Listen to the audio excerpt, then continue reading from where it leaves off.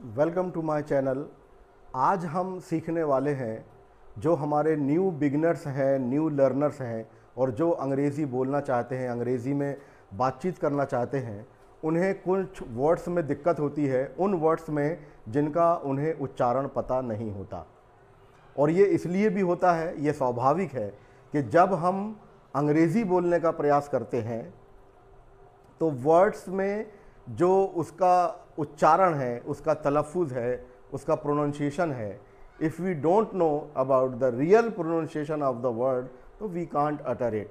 अगर हम किसी वर्ड का सही उच्चारण नहीं जानते, बाज़ मरतबा ये होता है कि अगर हमने किसी वर्ड को बोला और जो हमारे अपोजिट है या जिससे हम बात कर रहे हैं वो उसके चेहरे में हल्की सी मुस्कुराहट आ जाती है कि हमने किसी वर्ड का गलत उच्चारण कर दिया।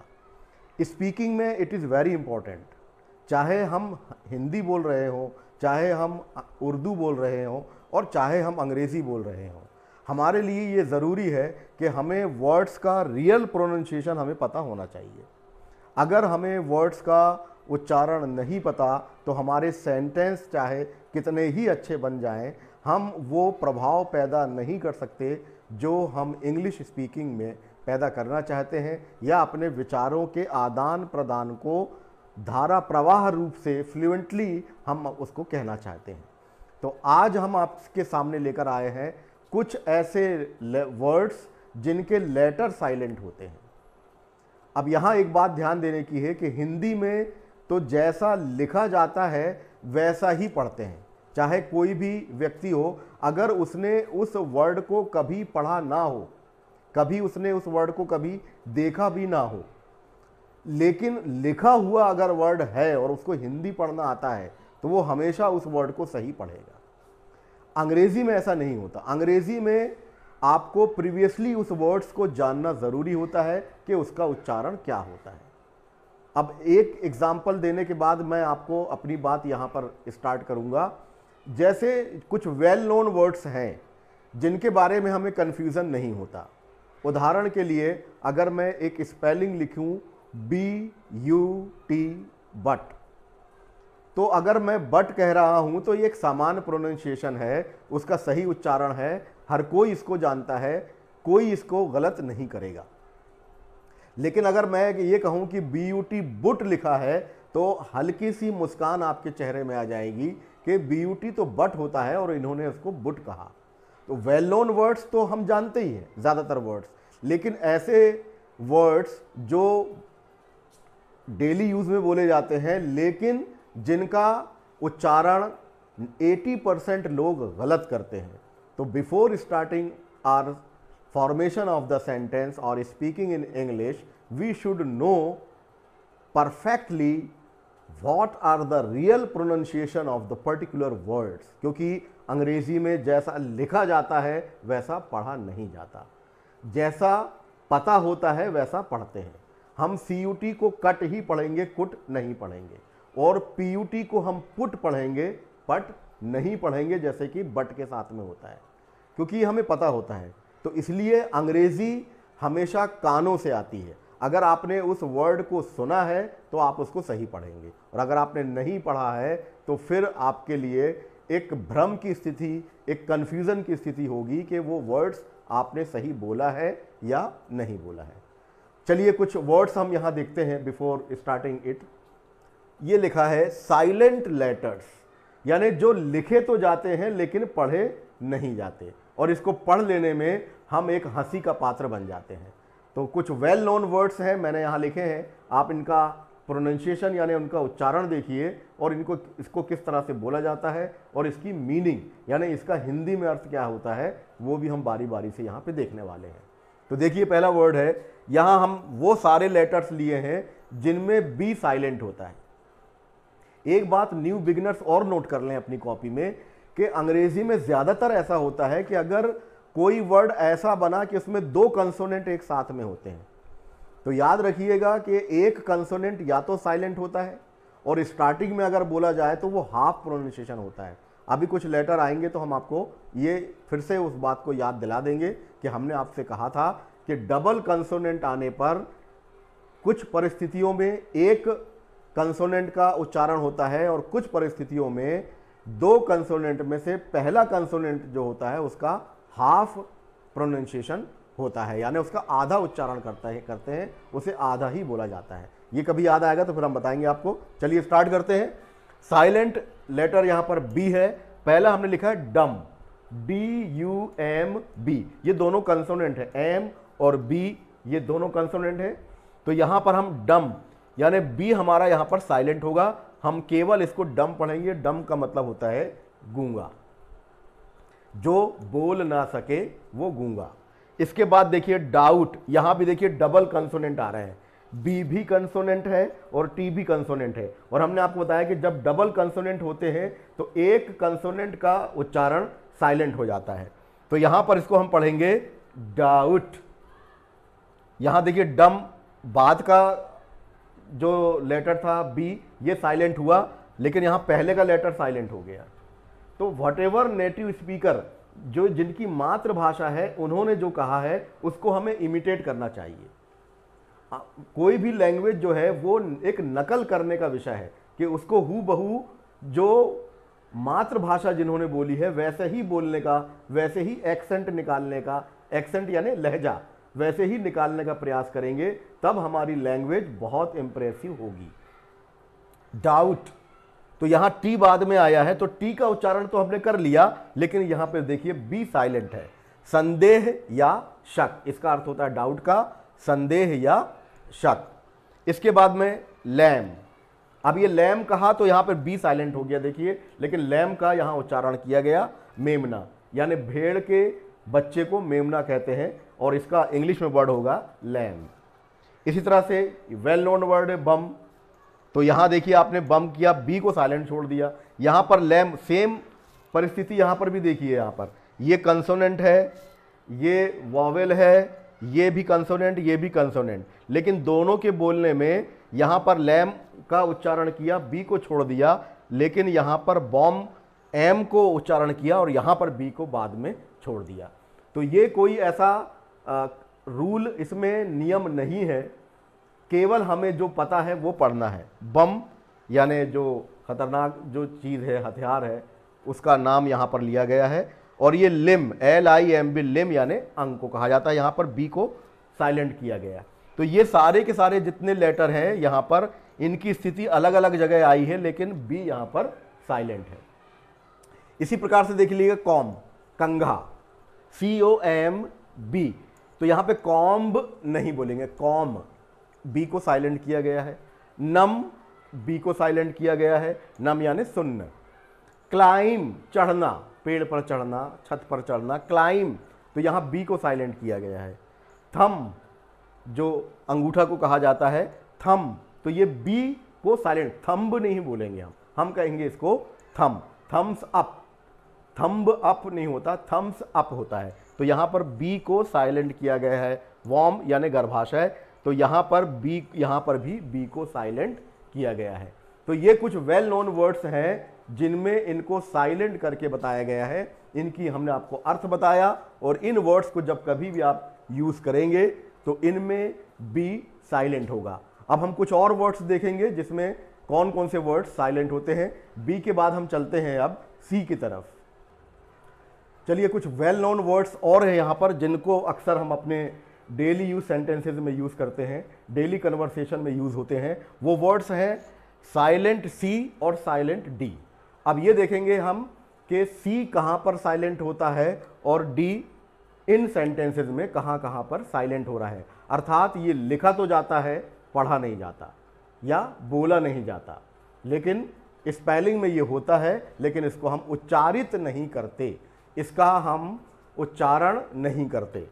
ये सेंट, SCENT, तो देखिए यहाँ पर ये सी जो है ये साइलेंट हुआ, SENT को मिलाकर वर्ड बोला गया सेंट, तो यहाँ पर हो गया सेंट का अर्थ सुगंध या इत्र।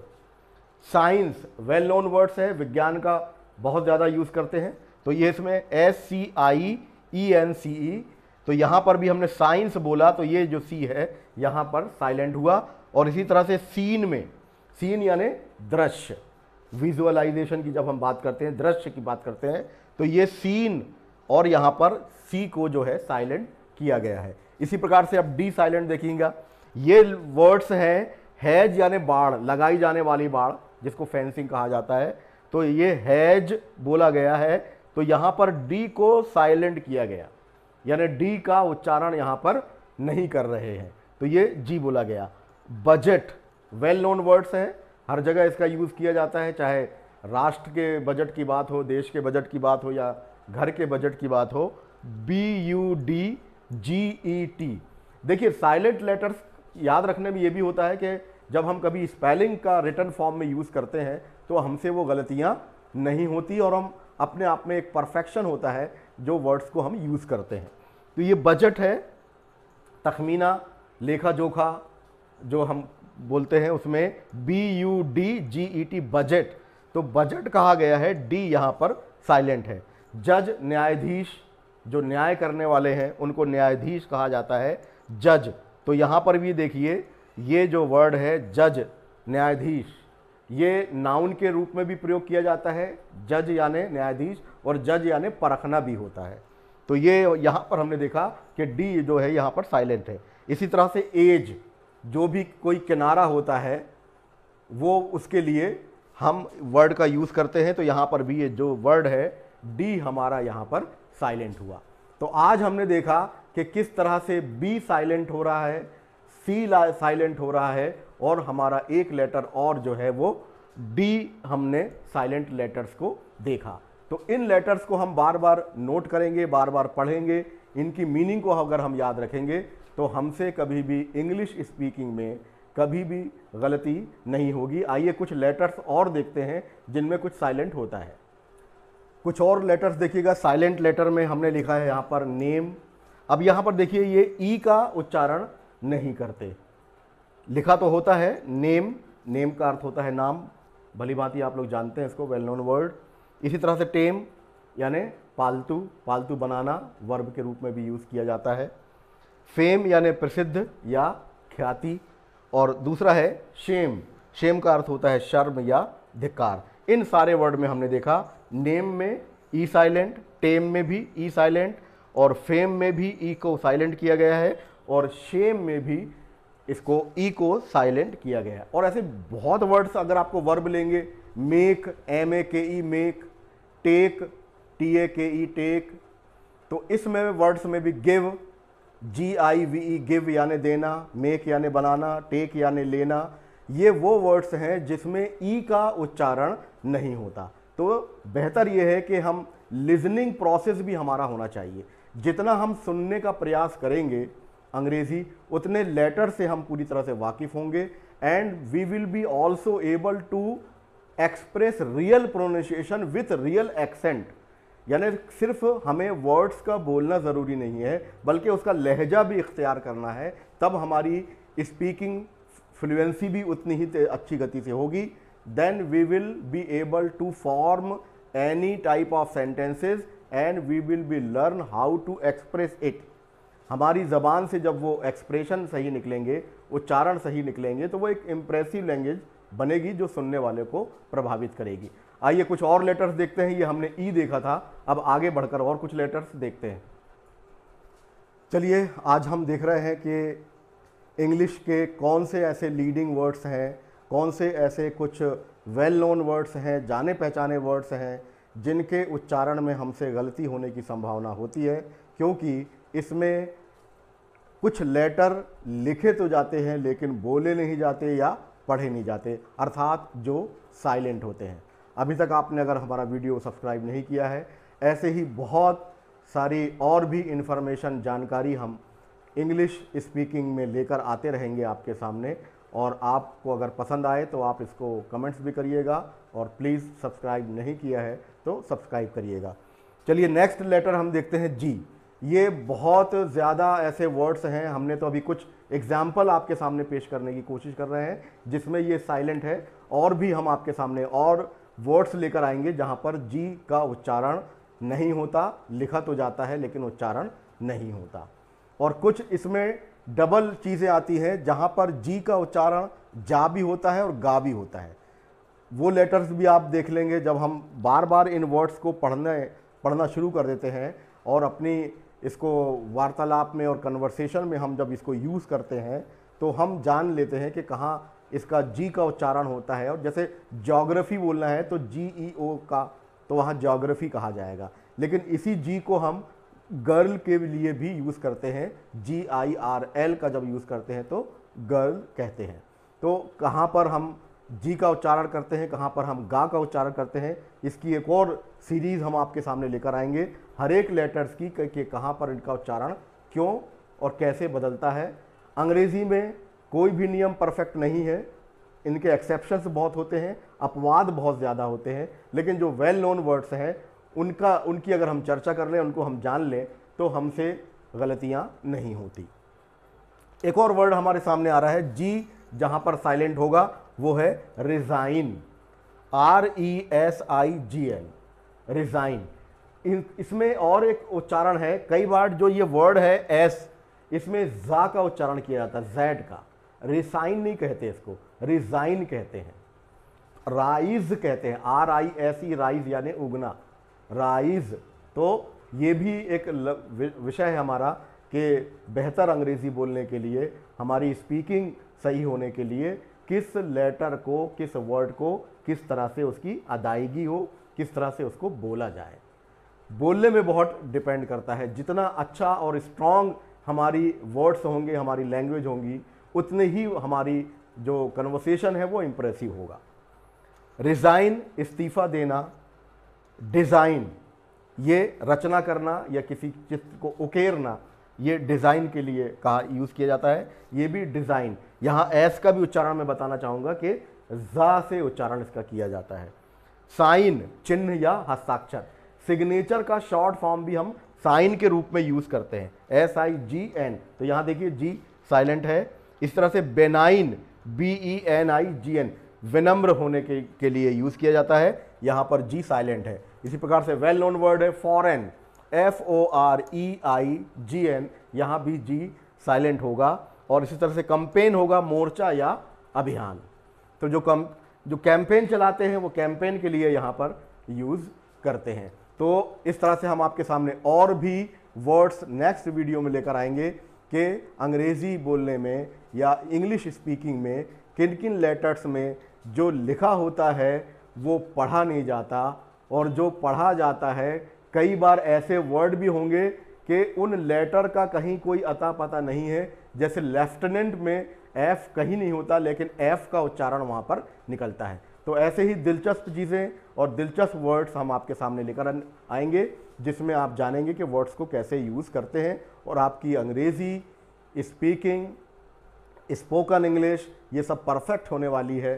सेंटेंस फॉर्मेशन भी हम आपको बताते रहेंगे। तो अभी तो हमने वर्ड्स लिया है, वर्ड्स की और भी हम सीरीज़ आपके सामने पेश करेंगे। अगर आपको अच्छा लग रहा है तो प्लीज़ इसको सब्सक्राइब कर दीजिए। हम एक बार फिर आपसे मिलेंगे कुछ ही और लेटर को कि उन्हें लिखा कैसे जाता है और पढ़ा कैसा जाता है। तब तक आप अपना ध्यान रखिएगा। Take care.